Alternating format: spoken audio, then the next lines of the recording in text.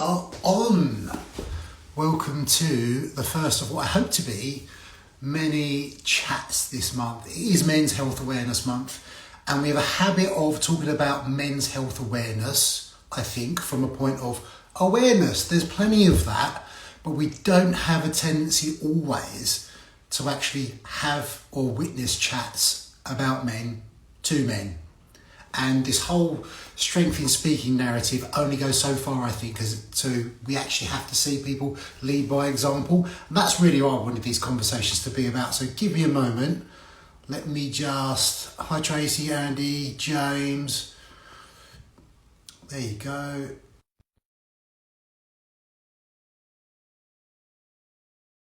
Along in a moment.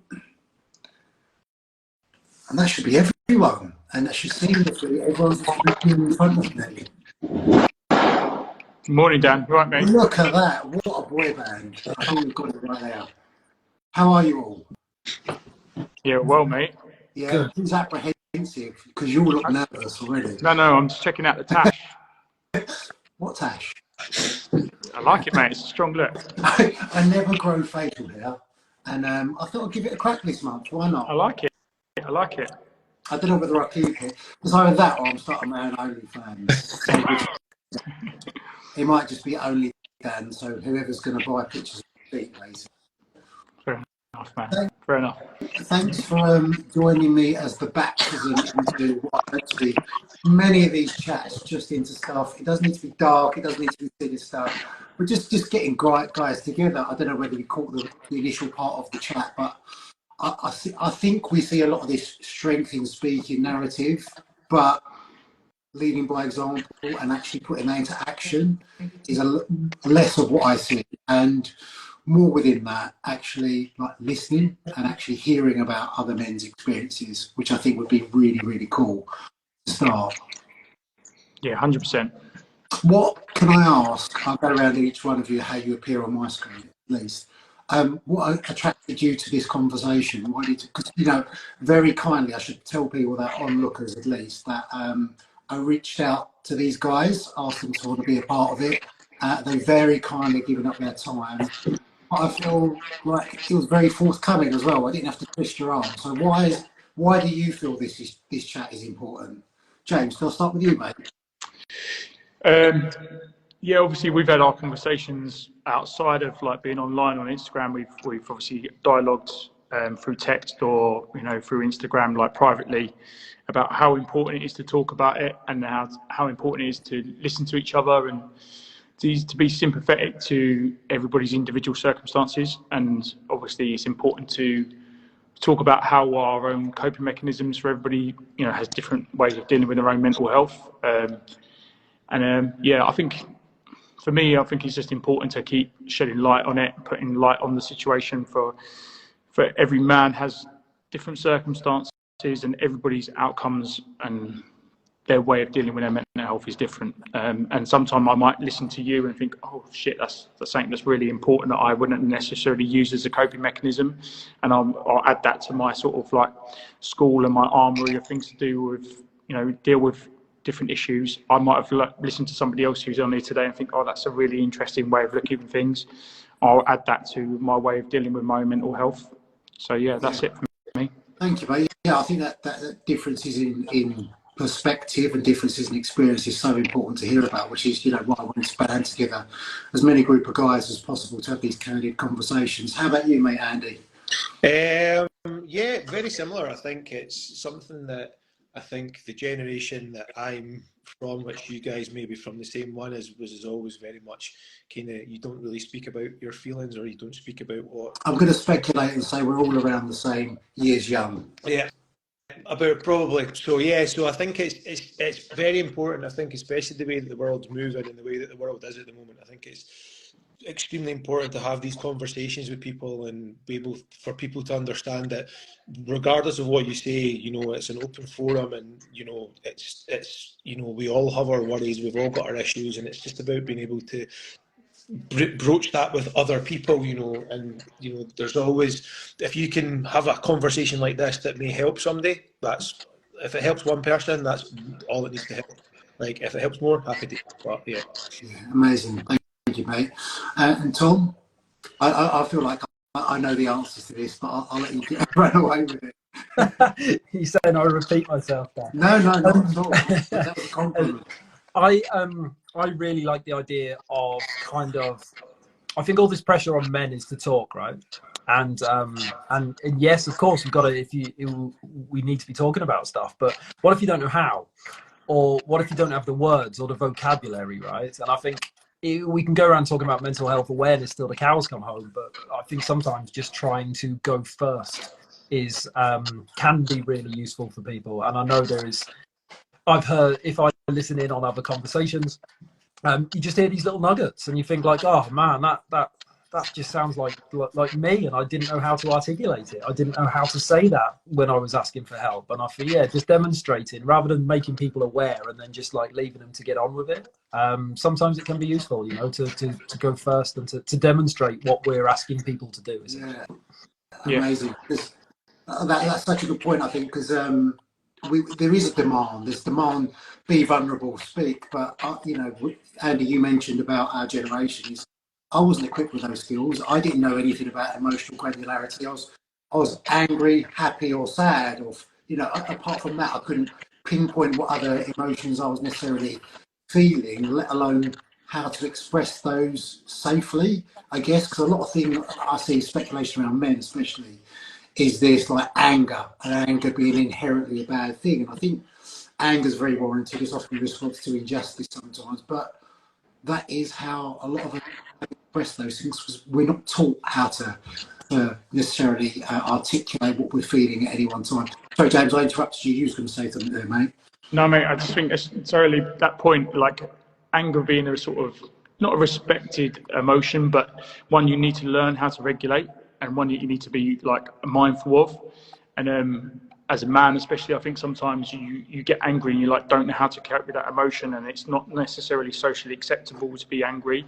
But like you said, it is a normal response to sometimes when you feel a sense of injustice, but then it's regulating that. It's like, how do you find that, you know, sense of equilibrium and find, right, yeah, that was an emotional response. I felt really triggered by that, but how do I overcome and not let it affect the rest of my life, and like not let it suddenly, like that old analogy of like one of your tires is been punctured and you just suddenly go around and slash the other three. Do you mean? And it's like sometimes when somebody really triggers you, you're like, let it affect the rest of your whole day. And something that I really have to try and work on, of it not affecting the rest of my life and sort of burning the rest of my house down just because I've had like one disagreement or one little bit of a anger, you know, or setback of some kind.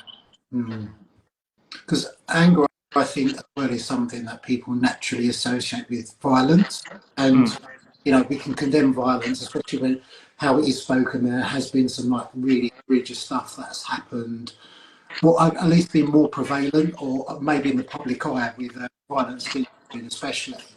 But being angry doesn't necessarily mean being violent. We condemn violence because it's one of those things that happens, especially when it, you know, whatever the dynamics that with between men and women or men and men, because, you know, there's that power dynamic, I think, with men sometimes, and violence is a way of, or has been a way of dealing with things. Because I know, Andy, you did some work on the doors, right? You must have witnessed quite a lot of that. Yeah, I think it's one of those ones. I think it can be quite difficult, but a lot of it's about being able to understand where it comes from. If you can, when doing the doors, you've kind of got to understand where it comes from, the other person when it's kicking off.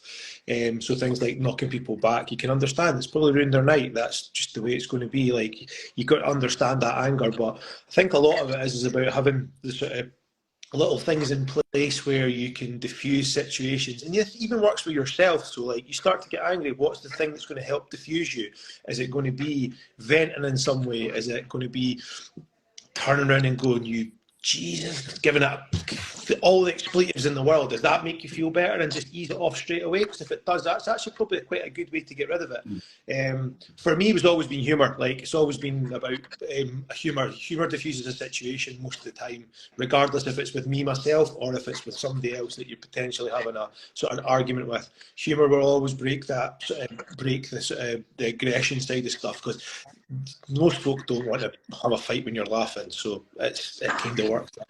So yeah, it's an interesting one, because I try to focus, I try to use my anger and focus it to help me and to drive me through, and not really nothing sinister about it, but it's been able to kind of mold it and use it for you. So all these emotions that you're going to come across, and what my thoughts are all moldable, they're all usable. You just need to know where and when to put them there.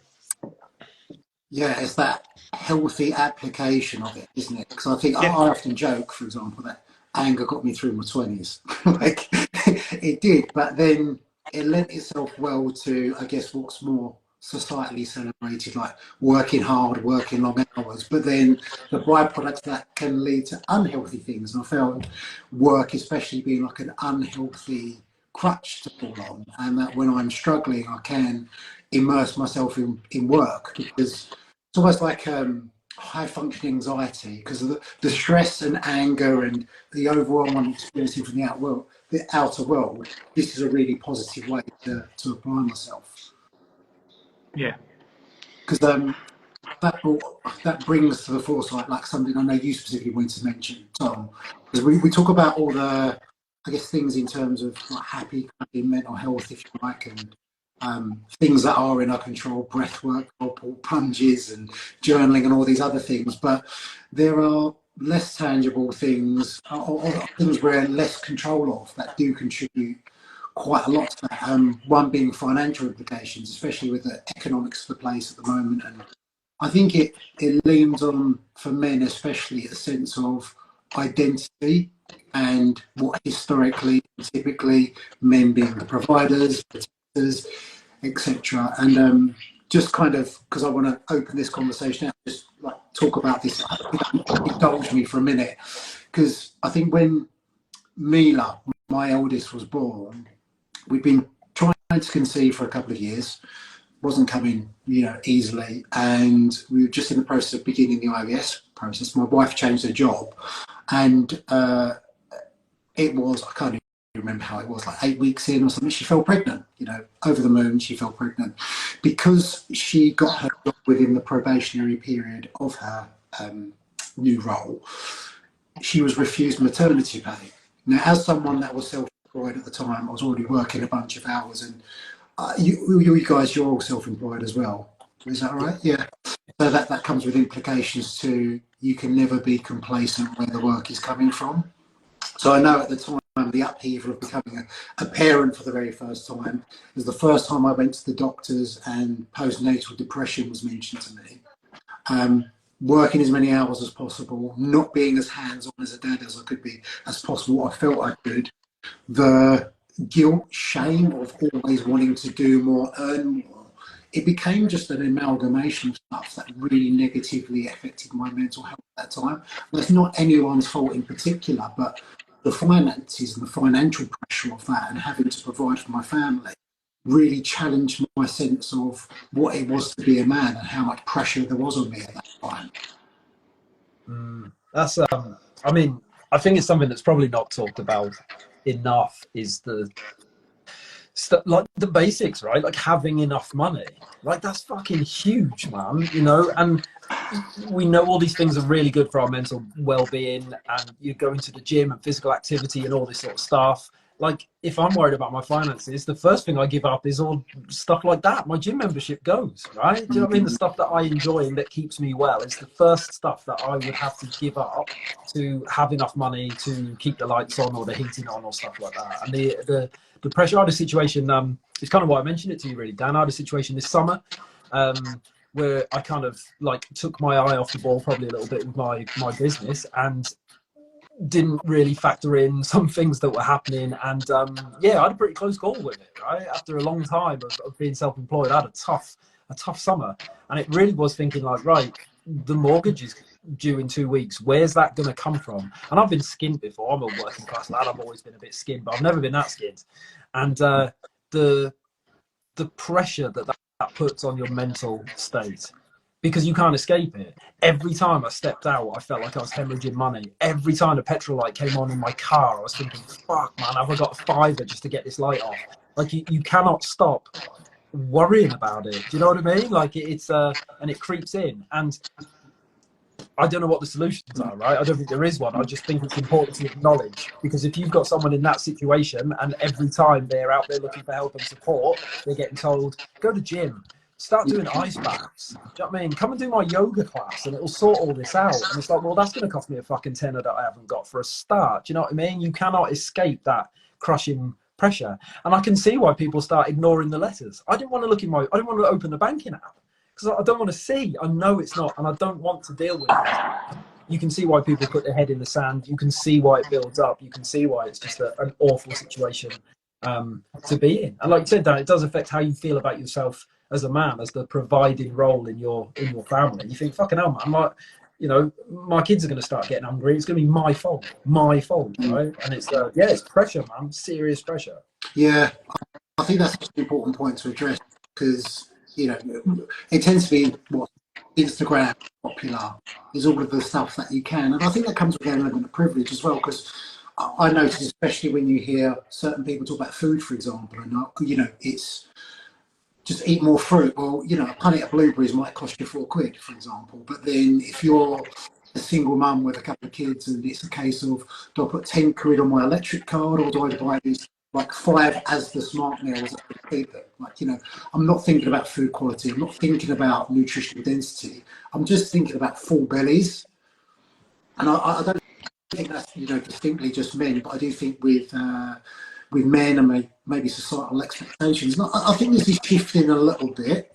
But when we talk about the workplace and the infrastructure that's set up, it's that affording women the things that we hope for equality-wise, especially when it comes to parental leave and maternity pay and things like that, is it has to almost be given in equal measure to men as well. Because, you know, if you want to be a hands-on parent, for example, and you do want to take off paternity leave in equal measure to your wife, depending on which one wants to go back to work. Because for a lot of people, it is a toss-up between, do I pay another mortgage a month for these nursery bills, or do I just make an extra 50 quid and I don't see that much of my kid? Like, I do understand why a lot of people have to make the choice in that.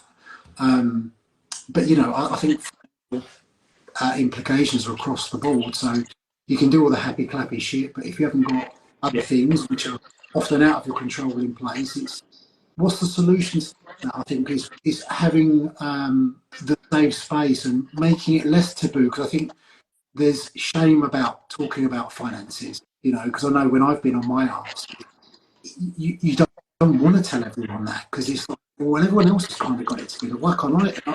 Again, I've been on my arse financially many times. I mean, as a skint student and many times through my adult life, you know, my wife and I, we've had to go through things, especially pandemic, where essentially I lost 2/3 of my business, you know, and it essentially fell down to her to cover the mortgage and stuff until I could re-establish myself. But again, like self-employed, there's peaks and troughs, right?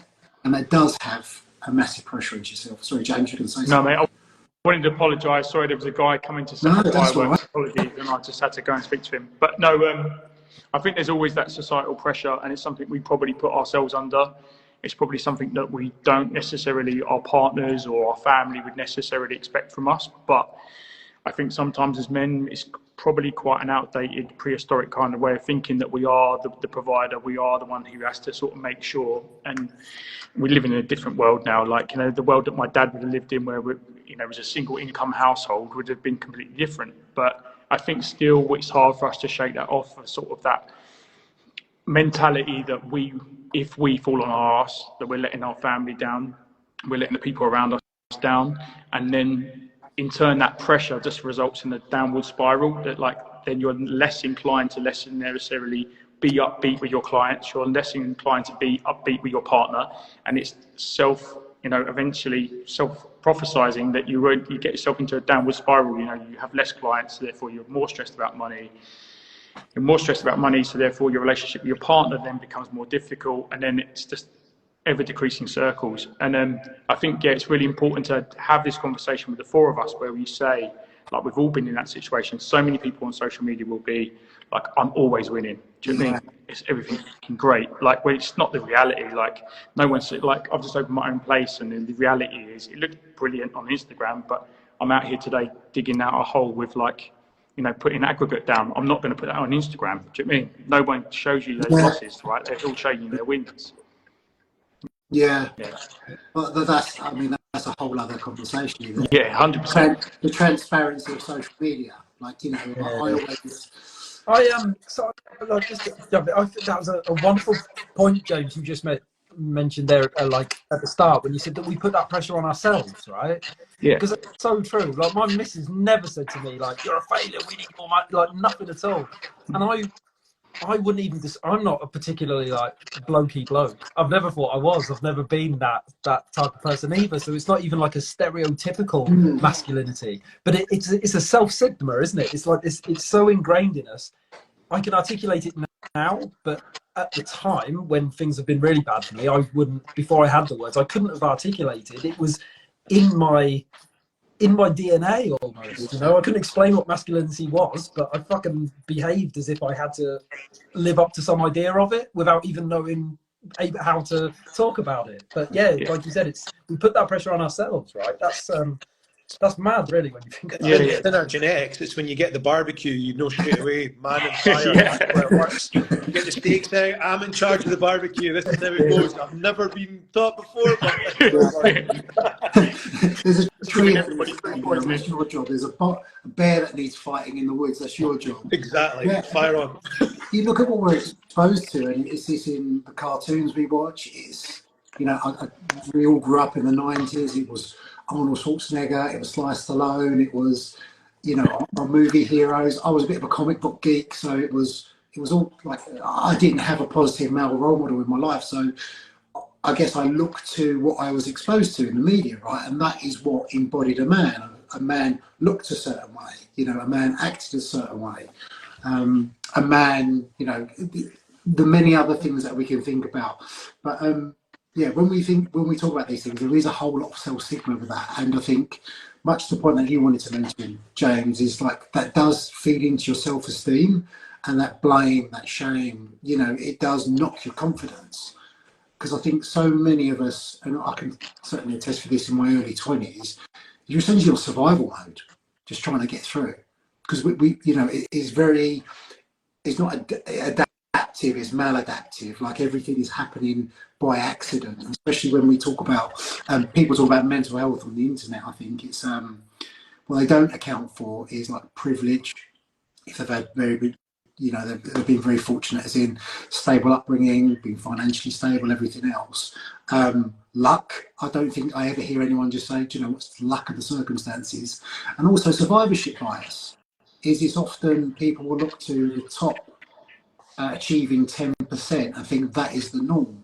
But something I especially see in the fitness space at the moment is this normalised view, in that if you're not earning £10,000 a month, you're a failure. I've never earned £10,000 a month consistently. You know, when I got into the fitness industry, you walked into an entry-level job at probably 14k a year, and then you bump that up with your PT hours. The average UK income is 30k. So where do some fitness professionals get off with the expectation that you walk in earning 120k a year? Because you've got social media, and unfortunately it's the rise of the business coach. There are a few very good business coaches that know what they're talking about, but the majority of them, the reason that they're making 10 grand a month is because they found 10 unsuspecting poor bastards that are paying £1,000 a month to be taught what they failed at. And the majority of them have never had a successful fitness business. Like, there was a guy up in Edinburgh here, literally was in a gym for about 3 months, failed, couldn't get a client, and then 3 weeks later he's a business coach telling people how to run a business. It's like, mate, you didn't fucking do it yourself. What are you talking about? Yeah. Like, the problem is it's because he's good at marketing. If you can market yourself properly, you can sell anything. Like, and genuinely, it's one of those. It's the same thing with these motivational speakers and stuff like that. It's like, if you don't like your job, fuck it, throw it away. Who cares about the mortgage? And the kids are like, yeah, that's great, but you've got a fucking trust fund. Mummy and Daddy own a fucking a diamond mine in fucking Zimbabwe. Yes, you can walk away from your job. The person that's got 2 kids, a wife, and he's got dependents, he's got his mum's in a home somewhere. How the hell is he supposed to walk away from his mortgage? He can't. He can't walk away from the job. It doesn't work like that. But social media is very good at showing as you said, exactly as you said, that top percentile of people who have made it or fake it to look like they've made it. So, and that's no, I think with very much the same as. I don't want to pick on the fitness industry too much. No, let's go with it. It's fine. But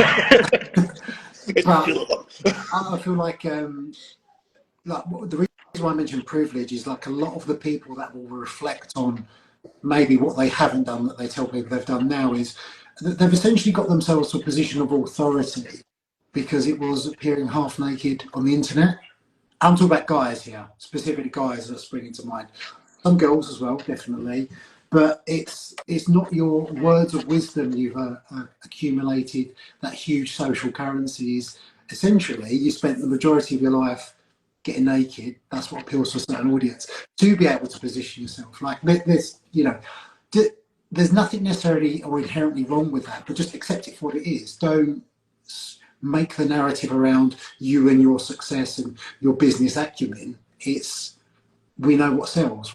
Right, capitalising on people's insecurities sells very easily, and I think there's great power in knowing that and choosing to do it differently. Because I think, and I suspect, there are many that know better and still choose not to do better. And actually, look, I'm just gonna, we can all think of many influencers that Photoshop, that they tweak things, they do their sponsored ad, and again, it's a way of living with some people. I just think there is a line in which you're willing to do that to the detriment of other people's health.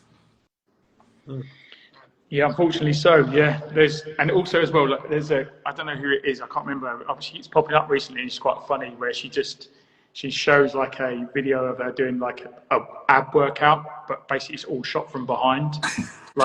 And I've think there's not a million times in my life would I ever stand behind a client where they're doing squats. Like you always stand where they make sure that they feel comfortable. Like when would you ever shoot like that sort of stuff? It's just like trying to make out that that's beneficial to a client whilst you're showing as much as your body as possible. I just, I'll be honest, I don't know about you, but I've never worked out shirtless next to a client. But yeah, that seems to be sort of a common thing online. Just do you mean? On Tuesdays. Just on Tuesdays. What's going on? I just don't put it on Instagram. That's how it works. Yeah, sorry, James. I detracted from your point ever slightly because you mentioned specifically self-esteem, and when we're talking about things and your confidence and your role in the world as a bloke, to link it in with the financial thing that we were talking about, especially is when you don't. I'm going to make a bold statement out there, and I think a lot of the showboating that I saw in my 20s was probably guilty myself, was essentially like from a place of self-esteem and self-worth. It didn't feel good enough.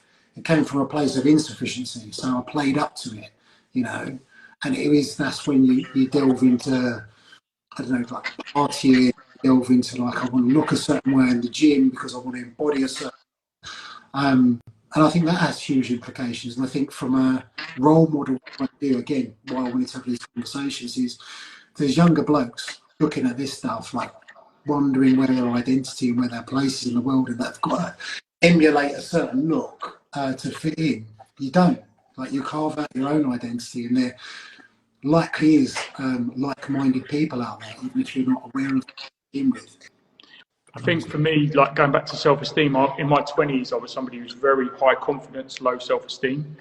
And ultimately, you sort of put a plaster across that with, whatever it may be, posing in a certain way. And, for yourself, like Dan, you've talked about, like, obviously what you did in your 20s with, like, necessarily being a cover model and all that sort of stuff. For me, it was probably more drugs and drink and, being more like putting a sort of plaster over like my self-esteem issues, and then most of my 30s and 40s have been trying to work out like how to have better self-esteem, and then try and nurture.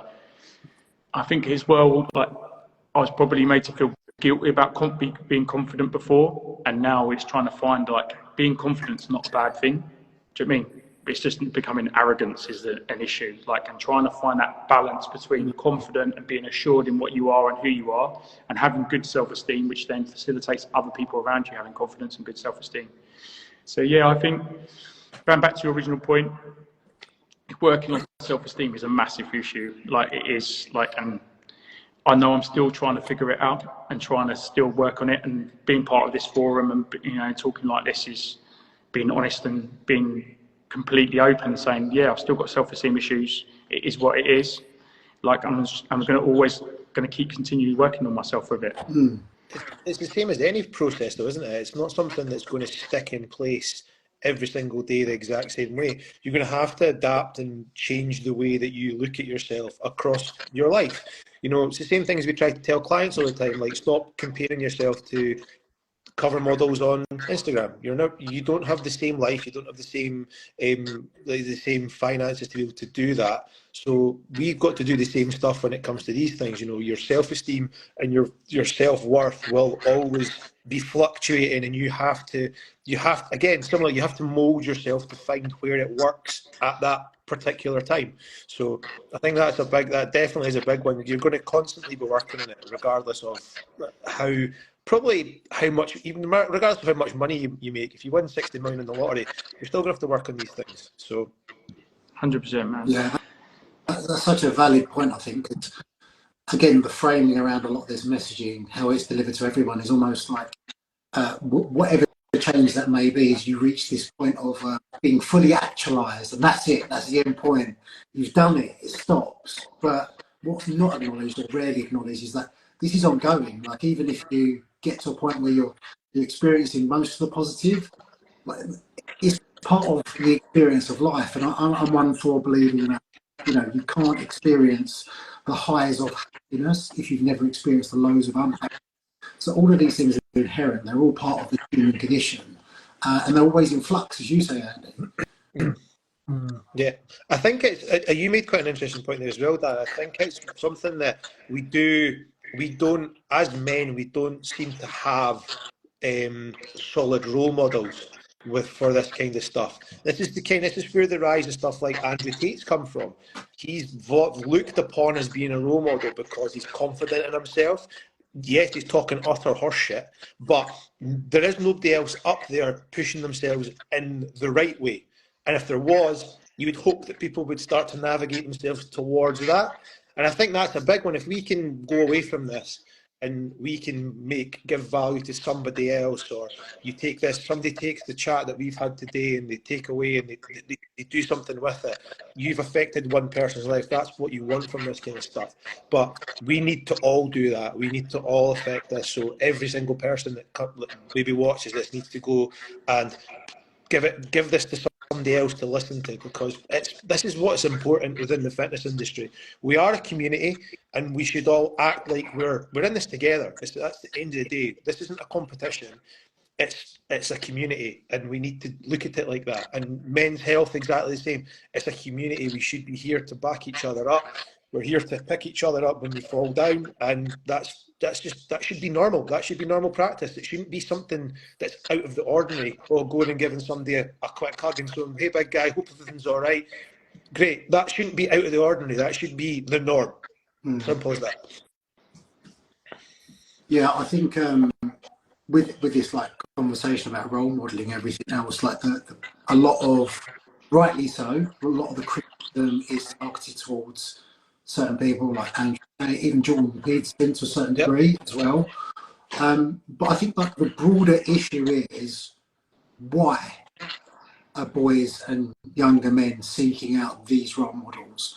And I think part of that is, as you say, is the distinct lack of positive male role models, or at least outspoken ones. Because it is a bit of a, like, I'm getting out of the role to snore this violin here for men. It's a weird time.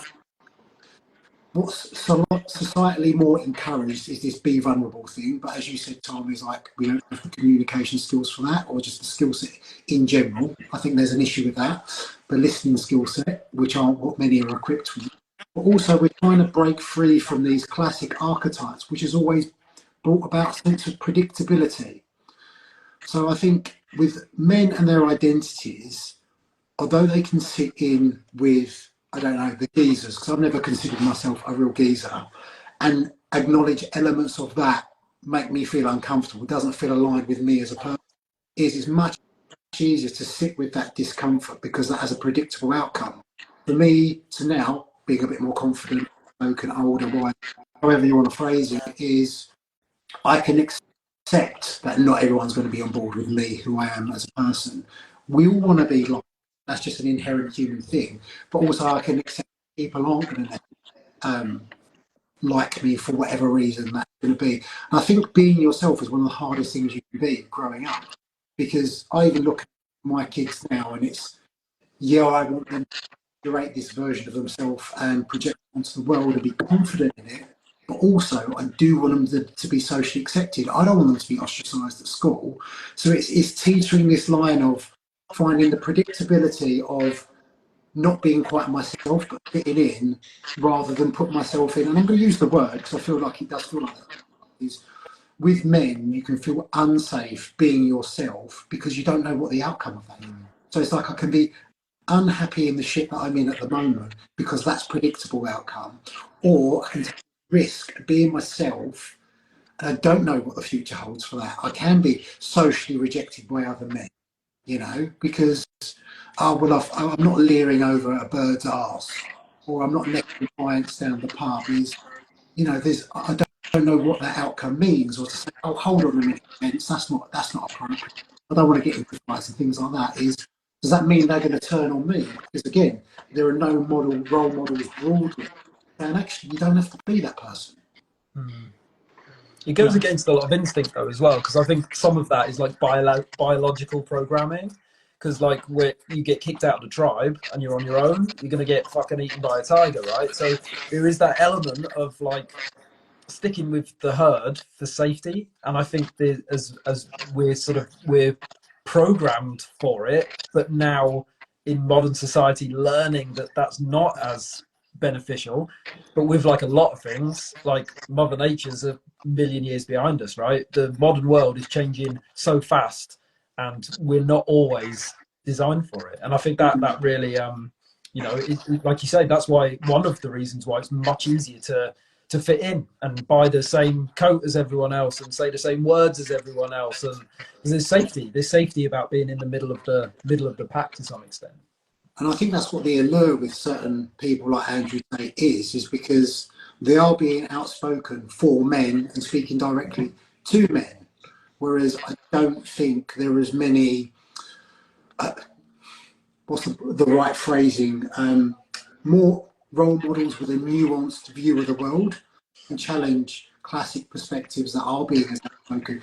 I'm a big fan of Terry Crews. I don't know whether you've heard of it. You watch it, like he's a very funny actor, but when you listen to a great podcast by him on Neil Brennan, who's a stand-up comic, is Blocks, and he speaks about, you know, how he tried to emulate a certain male identity. It was very much violent led. It speaks about his addiction to porn, womanizing. Again, all of these things I wouldn't necessarily encourage, but that whole vulnerability of being open and honest about that. And I think when we talk about vulnerability, people think that's crying into cake or something like that. But I think it's just being aware of what's going on internally and how you can possibly move past that. And he's been, I think he's a great one in terms of ownership. He owns all of the mistakes of his past. He's very reflective and open about how he's trying and bettering that now.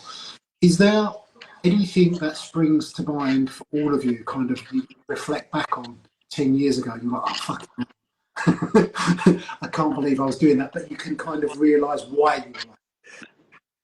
Yeah, pretty much everything before the age of about 36 probably is quite fucking cringeworthy, to be honest. Yeah, definitely. I mean, if you were like a fucking teenager in the 90s, then you just did loads of stuff that you're not proud of now, and that's just fucking, if that's something Yeah, you've got and to fuck, there determine. was no iPhones around then. Yeah, fucking right. Yeah. Yeah, So true. I think that's quite an important part of that conversation because part of my lessons are from making mistakes, and I feel like that's almost a privilege that isn't afforded to. Like don't get me wrong. There's a certain age where you can be afforded that privilege of that. If you're still doing the same shit at 36. And you can't be reflective on it, then like possibly there's an issue. But if you look at young teens now that say stupid shit, do stupid shit, I did a lot of stupid shit.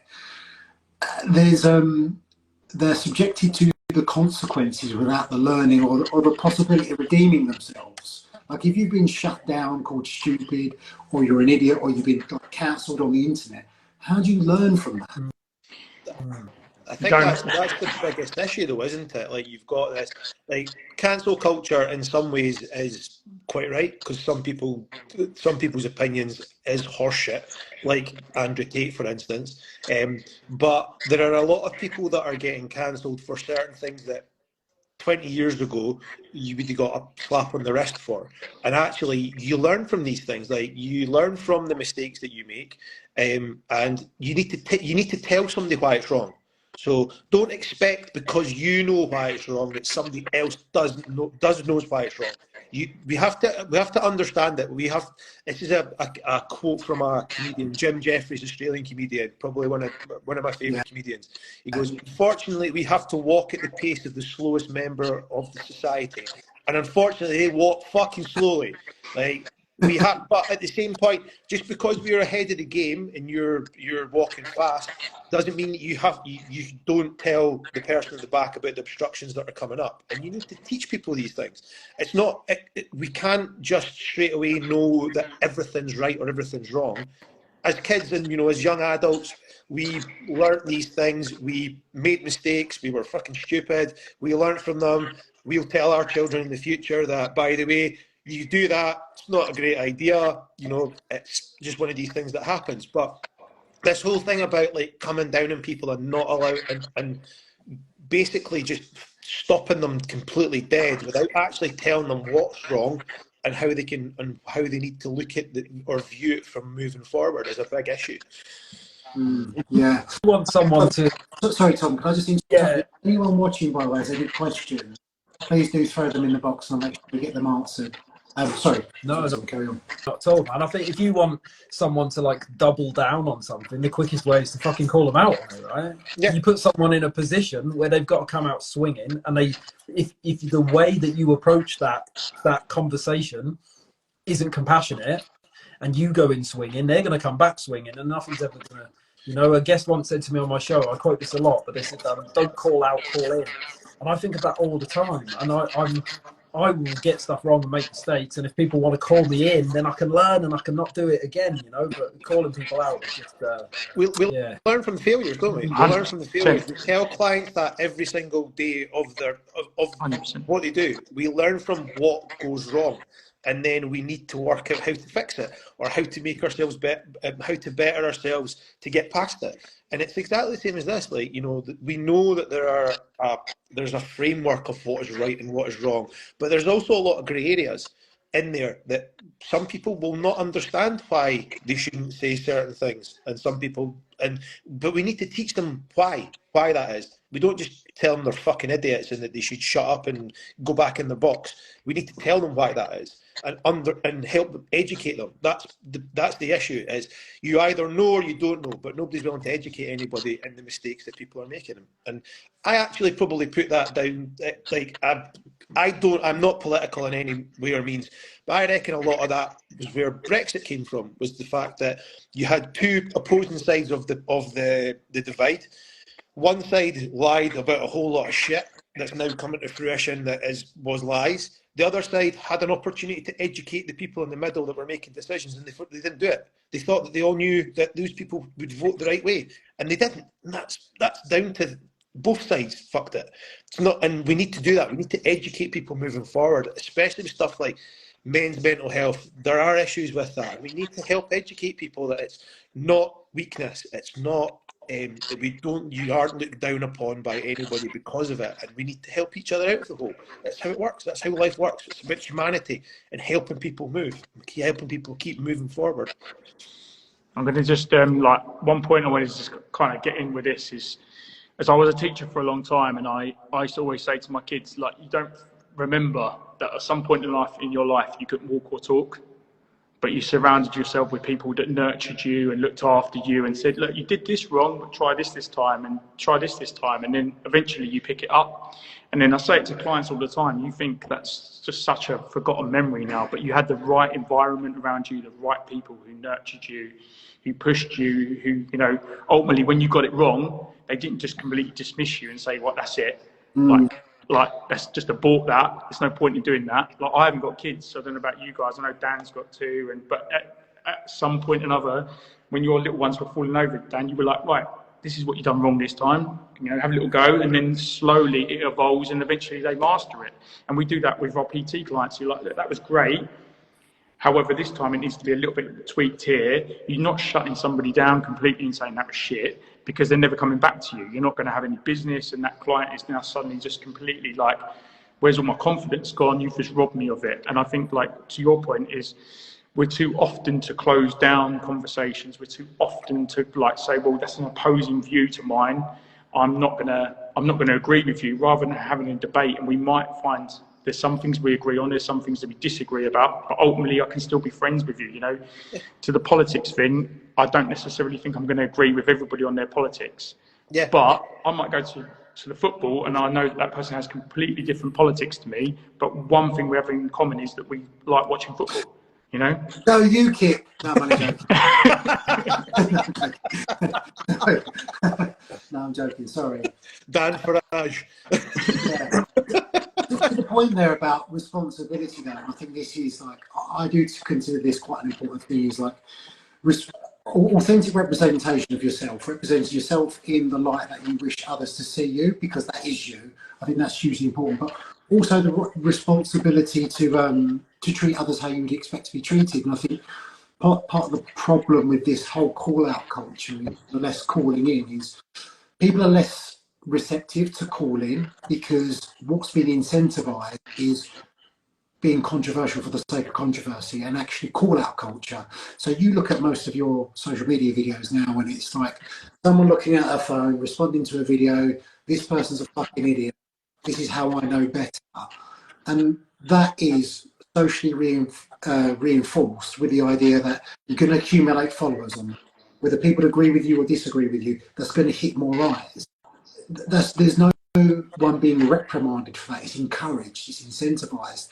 And then you see these people with huge followings, built that following on calling out people, because they're not actually challenging the ideas and the things that they disagree with.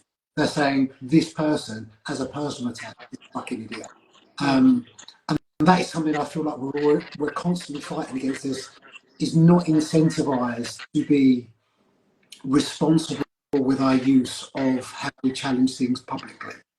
Yeah, because back in the day when there was no social media, you challenged somebody and you said the wrong thing, you got a fucking smack in the mouth. It's as simple as that.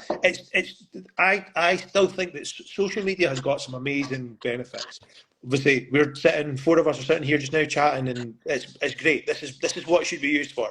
But there are still a lot of absolute bellends that run around social media that need to be, exactly as you said, they need to be clamped down upon, because it's far too much of it's just open season to do what you want. And that's not, it's like, but there's a reason that in the world we've got rules and regulations. There's a reason why you can't speed.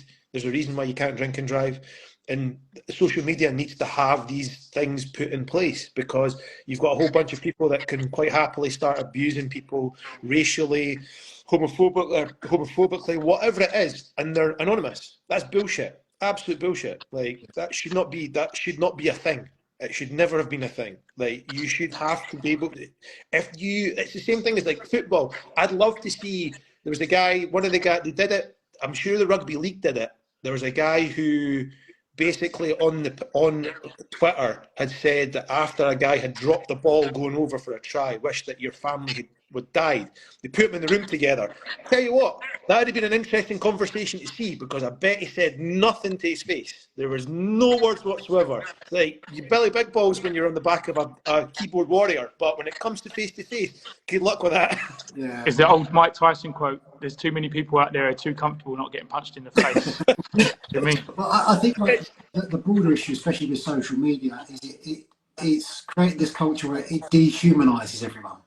So it's not necessarily. I think like part of it is not having the courage to say this face to face, because you just wouldn't. But also, like, I just wouldn't say that because that is a bloody awful thing to say.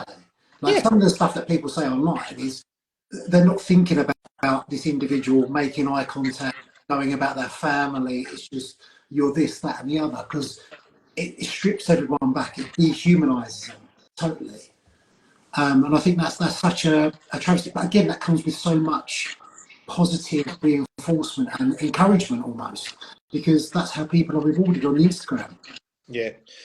And it's one of those ones, like, you know, I'm very quick to curate what I have on my Instagram and my social media. I have regular calls with people. If that's not bringing me worth, bye, you're gone, I'm done. And I think a lot of that's about, exactly as we've said, you know, it's having that confidence in knowing yourself and saying, this isn't bringing me anything, like, whatsoever. Like, so I'm just going to get rid of it. You know, there are times where, like, going on holiday and stuff like that, I'll schedule maybe 2 posts, and then I'm not going anywhere near it because I need the time away from it, because it's tiring. It's so tiring. It drains, and unfortunately it's the small amount of people like what we're doing at the moment are the good folk, and then it just seems to be a deluge of dickheads is basically the best way to look at it. And it's sad to think that that's how life is, but that's how social media looks. Yeah, I think everyone's got a different relationship with, obviously. Just being entirely transparent with mine is I do enjoy aspects like this. I love the capacity it has, like, just to get to know you guys, you know. I would have got to know connect in this way. But I also don't like how much I have to rely on it, and that is always trouble with work, especially, is that I have to do this thing as an aspect of what I do. And it's not because I don't like interacting with people, but I don't like you always have to try. You're always fighting the allure to do something you know will work, because you're thinking about it responsibly. So we know half-naked images do well. We know, like, performative, overtly entertaining stuff does well. But that also isn't me all of the time. So for me to do that is inauthentic. So I'm always filled with this I don't know, this inner discernment. Like, for that person to be there, they're obviously not being authentic all the time. I can't be that person. No. And it's about your integrity as well. Sometimes, while we're talking like this, I just can't help thinking of, like, you know, in Extras when, like, Ricky Gervais, like, just sells out, and, like, it's like, you know, the next thing he has, like, a pop single, and he's just, like, repeating his catchphrase. And I just feel like I find it so hard sometimes to come on and be like, I'll be truly authentic, and I'll truly, like, be who I am online. And is that going to be well received? You know, like you said, to your point, is that, like, we glorify people who have, like, you know, mugging other people off online or posing in certain ways. That's the glorified thing. And then it's like, these authentic chats, are they going to get the traction that they desire and that we think they should do? Yeah, I can't get the Ricky Gervais thing out of my head, wearing that wig, like, just selling out, just to be like, right, this is what I've got to do to, like, top stuff for the last 5 minutes, boys. Yeah,